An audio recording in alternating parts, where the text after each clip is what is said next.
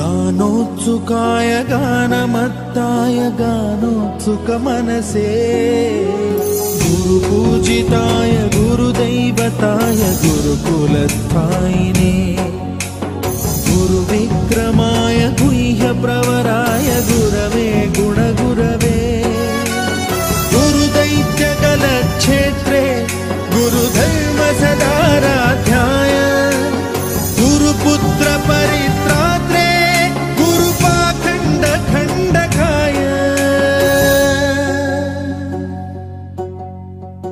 गीतसाराय गीततत्त्वाय गीतगोत्राय धीमहि